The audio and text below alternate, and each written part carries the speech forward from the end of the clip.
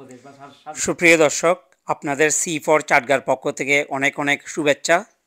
আজকে আমরা আপনাদের সামনে উপস্থাপন করব আমাদের চট্টগ্রামেরই একজন গুণী সন্তান মাহমুদা সিদ্দিকীর সাথে একটা ছোট্ট সাক্ষাৎকার। মাহমুদা সিদ্দিকী একজন আদর্শ গুণী মানুষ। পরিবার ও সংসারের পাশাপাশি তিনি নিজেকে নিয়োজিত রেখেছেন কিছু মানবিক ও সামাজিক কর্মকাণ্ডে। সম্প্রতি তিনি একটি আন্তর্জাতিক উন্নয়ন সংস্থার শতবর্ষ পূর্তিতে যোগ দিতে এসেছিলেন যুক্তরাজ্যের ম্যানচেস্টারে। আসুন আমরা ওনার কাছ থেকেই শুনি ওনার সমাজসেবামূলক কাজ, পারিবারিক পরিচিতি এবং নতুন প্রজন্মদের উদ্দেশ্যে ওনার কিছু সুপরামর্শ। আশা করি আপনাদের ভালো লাগবে। আমি ম্যানচেস্টারে এসেছি 19 national inner wheel convention attend করার জন্য। আমরা ইনার হুইলের 100 বছর পূর্তিও সেলিব্রেশন করছি।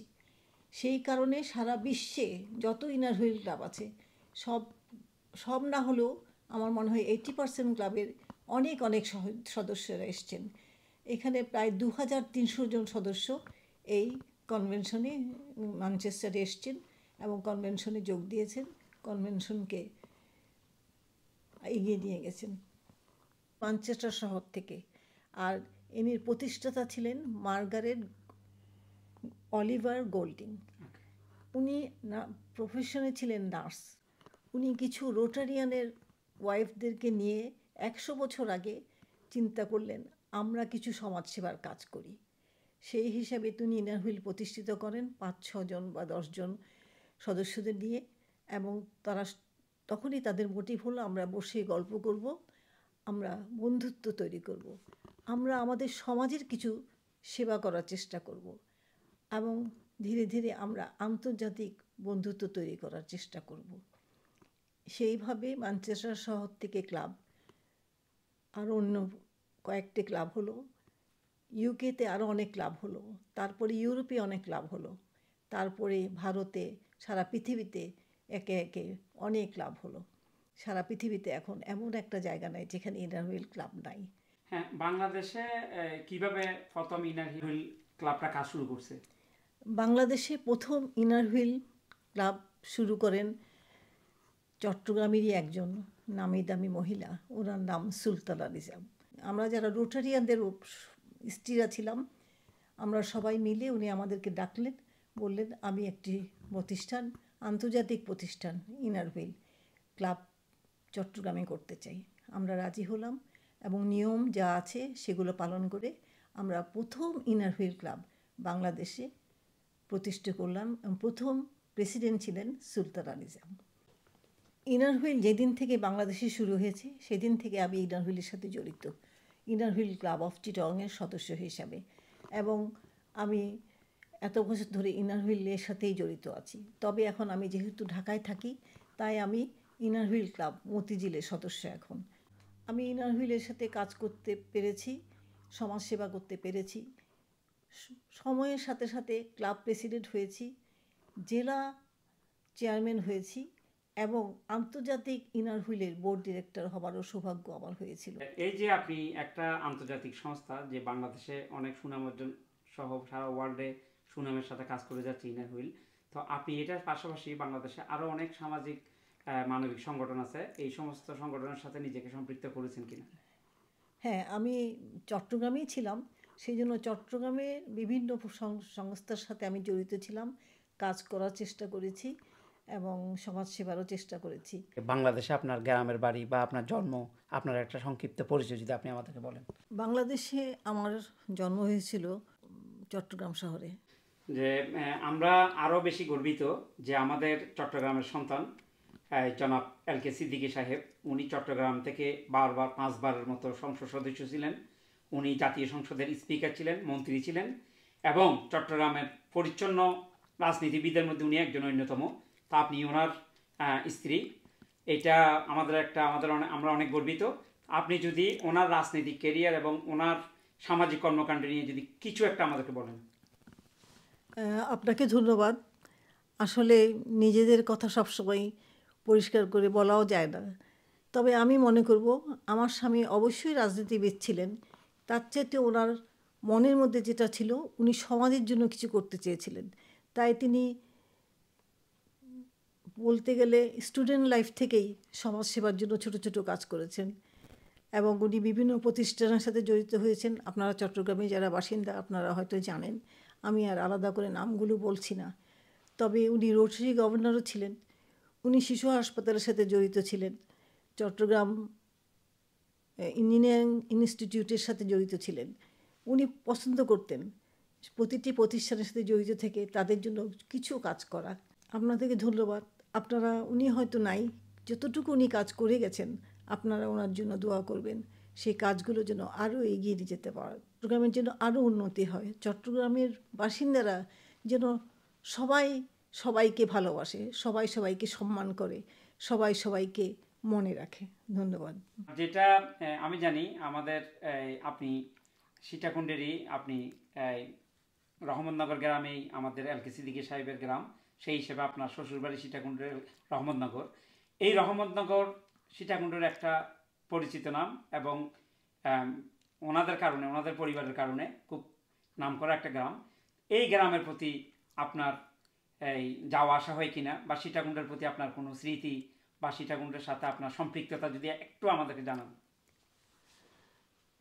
আমার সীতাকুণ্ডের সাথে সম্পর্ক হওয়ার পরে, অর্থাৎ আমার বিয়ে হওয়ার পর থেকে আমরা বলতে গেলে এক সময় ছিল প্রতি সপ্তাহে গ্রামে যেতাম।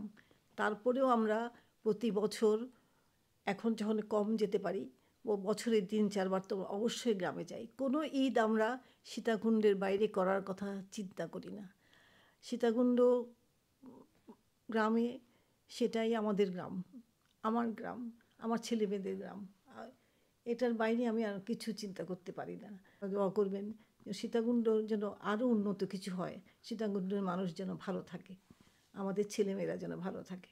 সীতাকুণ্ডের রহমতনগর গ্রামে একজন বধূ থেকে আজকে অনেক বছর পেরিয়ে গেল, অনেক বছরের ইতিহাস, স্মৃতি, ভালোবাসা, এটার উপর যদি আপনার মেমোরিতে কোনো স্মৃতি থাকে।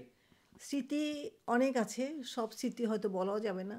যে স্মৃতি হলো, আমি কিছুটা সময় আমার শাশুড়ির সাথে ছিলাম, ওই সময় ওনার কাছ থেকে ছোট ছোট অনেক কিছু শিখেছিলাম। সময় বেশি ওনার কাছে পাইনি, উনি তো অনেক তাড়াতাড়ি আমাদেরকে ছেড়ে চলে গেছেন। তাই ওনার সেই কয়েকদিনের স্মৃতি বা কয়েক মাসের স্মৃতি আমার কাছে এখনও মনের মধ্যে গেঁথে আছে, এটা বলা যায়।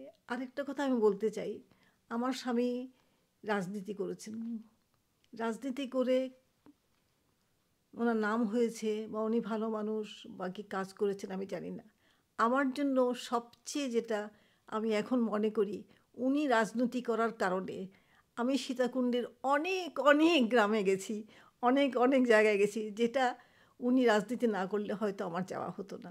অনেকের বাসায় গেছি যেখানে আমাদের না বলেই ঢুকে গেছি বাসায়, এবং সেখানে সবারই, যখনই যেখানে গেছি সেখানে সকলের অতিথিয়তা পেয়েছি, তাদের আদর পেয়েছি, সম্মান পেয়েছি।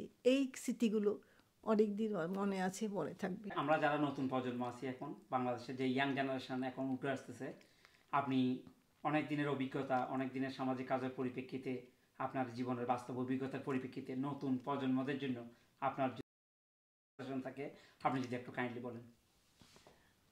আমার একটি সাজেশন, সেটা হচ্ছে নিজের দেশকে ভালোবাসো, নিজের পরিবারকে ভালোবাসো, নিজের পাড়া প্রতিবেশীকে ভালোবাসো। সেলিম আমাকে প্রশ্ন করছে, কিন্তু সেলিম থাকে লন্ডনে। এখন আমাদের ছেলেমেয়েরা কেউ কেউ না হলে অনেকেই আর দেশে থাকে না, তারা সারা বিশ্বের বিভিন্ন দেশে বিভিন্ন জায়গায় ছড়িয়ে ছিটিয়ে আছে। কিন্তু তাদের কাছে আমি অনুরোধ করব, যেই প্রয়োজনই হোক, হয়তো তারা বিশ্বের অন্য জায়গায় আছে, কিন্তু তারা যেন দেশকে না ভুলে। আর সবচেয়ে বড় কথা, তাদের সন্তানকে যেন তাদের দেশ সম্পর্কে, তাদের দেশের লোকের সম্পর্কে, তাদের দেশের কালচার সম্পর্কে, তাদের ছেলেমেয়েদেরকে কিছু কিছু শেখাবার চেষ্টা করে, দেশকে যেন তারা ভুলে না যায়। আপনাকে অনেক অনেক ধন্যবাদ। আপনি অনেক কষ্ট করে বাংলাদেশ থেকে আন্তর্জাতিক একটা এই কনভেনশন আপনি আসছেন আমাদের বাংলাদেশের প্রতিনিধি হয়ে। এটা অবশ্যই আমরা বাংলাদেশের এবং চট্টগ্রামের মানুষ হিসেবে অনেক গর্ববোধ করি। আপনার জন্য আমাদের অনেক অনেক দোয়া রইল, আপনার জন্য অনেক অনেক শুভেচ্ছা রইল। আপনাকে ধন্যবাদ। মোহাম্মদ সেলিম, আপনাকে অনেক অনেক ধন্যবাদ। আমি আসলেই গর্ববোধ করছি যে আমি কিছু একটা বলতে পারছি, কারণ আমি চট্টগ্রামের বাসিন্দা। আমার নানার বাড়ি, আমার দাদার বাড়ি, আমার শ্বশুর বাড়ি সবাই চট্টগ্রামের। আমরা কয়েক জেনারেশন থেকে আমরা চট্টগ্রামেরই লোক, এবং আমার বিয়ের পর থেকে আমি চট্টগ্রামেই সময় কাটিয়েছি। আমার ছেলেমেয়েরা চট্টগ্রামেই বড় হয়েছে। তাই চট্টগ্রামের জন্য আমার যে অনুভূতিটা, এটা প্রকাশ করা আমার পক্ষে সম্ভব হচ্ছে না। আমি আল্লাহকে জানাই যে আল্লাহ আমাকে এমন একটি শহরে, এমন একটি জায়গায় জন্ম দিয়েছেন, বড় হতে দিয়েছেন, আমার ছেলেমেয়েদেরকে বড় হতে দিয়েছেন। সেই জন্য আমি সত্যি সত্যি আনন্দিত। আর চট্টগ্রাম, লন্ডনের মতো জায়গায় আপনারা একটি প্রতিষ্ঠান করেছেন চট্টগ্রামকে এগিয়ে নিয়ে যাওয়ার জন্য বা চট্টগ্রামের জনগণের সেবা করার জন্য। আমার একটু অনুরোধ, সেবার সাথে সাথে আমাদের ইনারে যে মোটিভটা আছে বন্ধুত্বটাকেও আপনারা সবসময় ধরে রাখবেন। ধন্যবাদ। ধন্যবাদ আপনাকে।